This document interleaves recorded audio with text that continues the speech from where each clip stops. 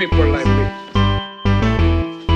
You need people like me so you can point your fingers and say, that's the bad guy. That's the bad guy. That's the bad guy. That's the bad guy. That's the bad guy.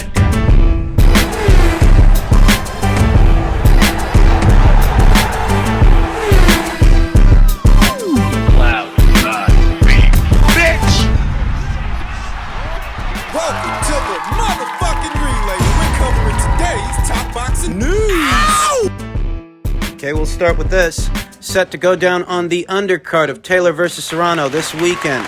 The undisputed super middleweight title fight between Franchon Cruz, unified champion of America, versus Aline Cederroos, unified champion of Sweden, for all the marbles. Time to make a decision. One in many ways is a 50-50 fight. In terms of resume, there's really not much between them. In terms of resume between Franchon Cruz and Aline Cederroos, Franchon's got 9 professional fights to Aline Cederroos' 8, sporting a professional record of 7 wins, 1 loss, with 1 no decision. What was retroactively ruled a no decision, the Alejandra Jimenez fight. Post-fight, it came out that Alejandra was on banned substances and the contest was ruled a no decision. Franchon's got 9 pro fights to Aline Cederroos' 8. Aline Cederroos sports a professional record of 8 wins, no losses, no draws, unblemished. 4 knockouts to Franchon Cruz's 2. They're both heavy-handed, though Aline Cederroos is noticeably more statuesque than the more compact Franchon Cruz. In terms of pro experience and resume, there's not much between them. They have about the same level of professional experience, though unlike Aline Cederroos, Franchon Cruz actually has a solid amateur background. Whereas Aline Cederroos came into the sport of boxing later in life. She was actually a professional footballer in her neck of the woods. She transitioned into boxing and made her professional debut in 2017. Franchon's got the amateur background Aline Cederroos ain't got. Although in spite of being a late starter, Aline Cederroos shouldn't be underestimated. Not that much between them in terms of resume, though her resume is slightly better. Slightly better than Franchon's. As it stands, Aline's 2 signature wins are victory over Femke Hermans, who was very recently in action against Savannah Marshall. Aline Cederroos decisioned her some years ago, and she locked horns with New York's own Alicia Napoleon in what was a unification match between champions, between Aline Cederroos, the then reigning IBF champion, and Alicia Napoleon, the then reigning WBA champion. This is a great fucking fight. I'd say those 2 signature victories are somewhat better than what you find on Franchon's resume. 2 separate fights with Marisela Cornejo, who I don't think is as good a boxer as either Femke Hermans or Alicia Napoleon. That controversial fight with Alejandra Jimenez really would count more towards Franchon Cruz's resume if she actually beat Alejandra Jimenez decisively. But in that fight, she really got put through the ringer. She showed a lot of toughness, a lot of durability, but it really wasn't her best showing. Both girls have got some ring rust to shake off. Aline Cederroos hasn't had a fight since January of 2020. That's right. That way, it's been a little over 2 years since Aline fought anybody, whereas Franchon hasn't been out of action quite as long as Aline. Franchon's been out 1 year, whereas Aline has been out about 2. In any event, they both have ring rust to shake off. Aline Cederroos' base style is not hard to interpret. It's a very good textbook style, neat and tidy. You know, Aline Cederroos, she's very big for this weight, but she's faster than she looks, more agile than she looks. She's got a good jab, and she throws good straight punches. Her best punches are mid-range to outside punches, whereas Franchon Cruz is more of a mid-range to inside fighter. Aggressive, likes to overwhelm her opponents with volume and roughhouse tactics. She don't like to play by the other girl's rules. I think for Aline Cederroos, it's a very uncooperative base style, Franchon Cruz's. It's the kind of base style to where Aline's going to be trying to manage the distance to get off her shots, whereas Franchon is going to be attempting to close it. Aline's 3 years older than Franchon and 1 year more inactive. 37 years old, having not fought since January of 2020. Franchon hasn't seen action since January of 2021. It's a 50-50 fight to where there's no wrong answer until the fight is over. It surprised me if either fighter won this fight. But I'm not going to ride the fence like some pussy. I've got to make a decision. The way I see it, because Franchon Cruz's base style is really the opposite of what Aline Cederroos wants. Where Aline wants to move and box, Franchon wants to close the gap, crowd you, and overwhelm you with activity, with volume. It's a rough and rugged, rough and tumble kind of style. And I do think Franchon's a little bit more durable than Aline. He's characteristically more aggressive and shows more of a work rate. I think that Franchon Cruz can do enough to win a split decision. I think that Franchon Cruz's money punch, being the overhand right, the looping right, it's an important punch in this fight because Aline Cederroos is a capable boxer, but I noticed that her torso is a bit static, a bit upright. She's a very statuesque fighter. I think she's there for the looping right. And I think that between Aline Cederroos' neat and tidy boxing and Franchon Cruz's rough and rugged, come-forward-based style, I think the situation could get messy, and the aesthetic of the fight will look a lot like Franchon Cruz is doing most of the work. So she can win the fight on volume. She can win a decision on activity. There is room for dramatic moments in this fight because both girls are heavy-handed punches. Somebody might get knocked down. Somebody might even get knocked out. In terms of power, I'd say they're about even. Franchon throws more, and Franchon, she's more ferocity than finesse. She's a brawler, and what she wants to do is make this a brawl. So I'm going to go with Franchon Cruz to win a decision in a fight where it could go the other way. In a fight where there's no wrong answer till the fight is over. Can't fault any of you out there who might think Aline Cederroos will secure the W due to her size and her polished boxing. She's very good for someone who started off late in the sport, but I'm thinking Franchon wins on activity. Conservatively, Franchon Cruz on points is the pick. Let's see if that's how it happens. Also set to go down on the undercard of Taylor versus Serrano is a meeting of the former WBO champions, former WBO welterweight champion Jesse Vargas, and former WBO junior middleweight champion Liam Beefy Smith. Very interesting fight. Jesse Vargas has always been a capable boxer, though never big on power, at any weight he's campaigned. This might prove to be a better weight for him. He might be a little bit more solid at junior middle than he was at welter because he was always a bit statuesque for welter. He might be more solid at junior middle. More than he was at welter, but junior middle really is Liam Beefy Smith's neck of the woods. He reigned as a champion here. It's more Beefy's neck of the woods than Jesse's. Jesse, whose last 6 fights make his record look a lot like Swiss cheese. You know, he drew with Thomas Delorme. He drew with Adrian Broner. He lost to Mikey Garcia. He might actually be a little bit more solid at 154 pounds, but overall, the man hasn't fought in 2 years. You do realize he's still coming off of that loss to Mikey Garcia. He hasn't fought in 2 years. Whereas Liam saw action 2 times last year. He traveled to Russia for the Kurbanov fight where they fought to a decision, and the decision was awarded to Kurbanov, even though a lot of people that saw that fight feel Beefy did enough. Beefy should have got the nod. He should have got the W. And if that same fight with those 2 same guys would have took place someplace else, Beefy would have got the decision. He didn't look bad in that fight. He didn't look too shabby against Anthony Fowler when he stopped him late last year. This being Liam Smith's neck of the woods more than Jesse Vargas's this weight, 154 pounds where the contest is taking place. I'd give Liam Smith the edge in power here because Jesse, good boxer that he might have been, he's never been big on power, whereas Liam has respectable power, a respectable punch. He's more of a mid-range to inside guy. Going with Liam Smith to win a fight. Could be by way of knockout. I understand that Jesse Vargas has only really ever lost to quality operators like Manny Pacquiao and Timothy Bradley. He's coming right off a loss to Mikey Garcia. And Jesse's never been stopped. I understand all of that. But 2 years of inactivity is 2 years of inactivity. And this really ain't a weight where he's got a fuck ton of experience. And don't forget, he was actually hurt by Mikey Garcia at welterweight. Both boys fought to a decision, but in that fight, you saw Mikey Garcia. He actually had Jesse Vargas on Queer Street.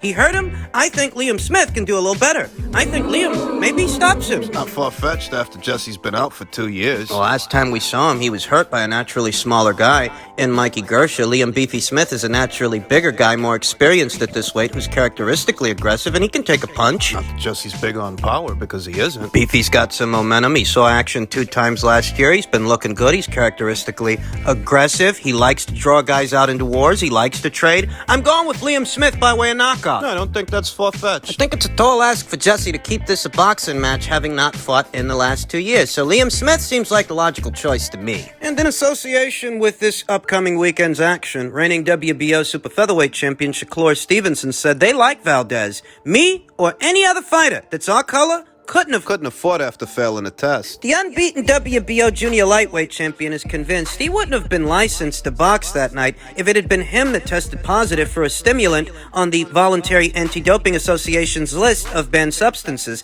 Phentermine was detected in Valdez's A and B samples, submitted to VADA on August 13th, 4 weeks before he encountered Conceição in Tucson, Arizona. The Pascuayaki Tribe Athletic Commission, which regulated the Valdez versus Conceição fight card, still approved Valdez's license application because all state and tribal commissions that are affiliated with the Association of Boxing Commissions adhere to WADA. Not VADA. In layman's terms, the commission adheres to WADA protocols, not VADA, and according to WADA, Oscar didn't break any rules. According to VADA, he did. What the hell are you supposed to do in a situation like that? I'll tell you what you do. You allow the contest to go on, you let the boys make their money, but you strip Oscar of the WBC title. And the reason you do that is, while he might not be violating any rules in terms of the commission and what they adhere to, he is violating the rules of the WBC's clean boxing program, which works in tandem with VADA, not WADA. So you let the contest go on, you let the guy fight, but you strip him of the green belt. That's what they should have done. Phentermine isn't a banned substance on WADA's banned substances list, unlike VADA, which prohibits the use of phentermine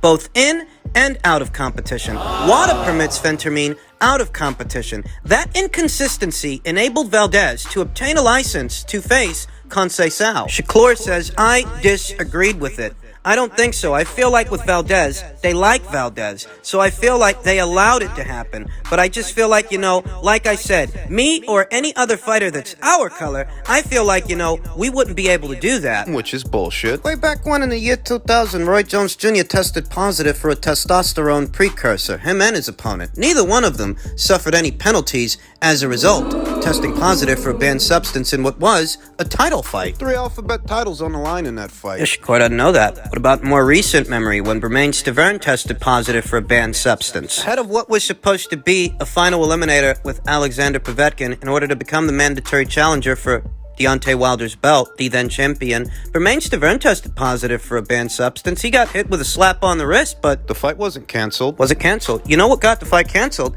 It's when Alexander Povetkin tested positive for a banned substance. For the second time, he tested positive for Osterin, and that's what killed that fight. According to Shakur, fighters of color don't get preferential treatment. Yet all Bermain Stavern got for testing positive for a banned substance was a slap on the wrist. You think about Luis Ortiz, ahead of what was to be his first fight with Deontay Wilder. He tested positive for a substance that could be a masking agent, and the fight was postponed, but eventually he was allowed to fight for the WBC title. Got hit with a slap on the wrist. To be completely honest, if you're not going to bother to look at the situation in its entirety, analyze all the nuances and all the layers of this story, that there seems to be a disconnect between WADA's banned list and VADA's banned list. And which one of them the actual commission adheres to? Because you get your boxing license, you're licensed to box from the commission. You don't get it from the WBC. You get it from the commission, and according to the commission, Oscar didn't violate any rules. If you're not going to fully analyze the situation in its entirety and what's really at the heart of the matter, if you're just going to substitute an actual effort to understand what happened there for race politics. If that's all you're going to relegate it to. What do you want? Pity? Do you want people to feel sorry for you? Because that's how it sounds. I don't even really think it matters anyway. I got Shakur winning the fight. Stevenson said he is not sure if Brazil's Conceição would have been allowed to proceed with his fight versus Valdez if he had been the one who tested positive for a banned substance a month before they fought. Probably not, though, Stevenson said. I don't think so. I feel like with Valdez, they like Valdez, so I feel like they allowed it to happen. But I just feel like, like I said, me or any other fighter that's our color, I feel like, we wouldn't be able to do that. Look, the commission isn't at fault here. It's what a lot of people refuse to understand. That the contest was allowed to go on, that Oscar was allowed to fight. Well, of course he was allowed to fight. According to the commission, he didn't break any rules. So according to the WBC, he did. I'll tell you what. I'll tell you what.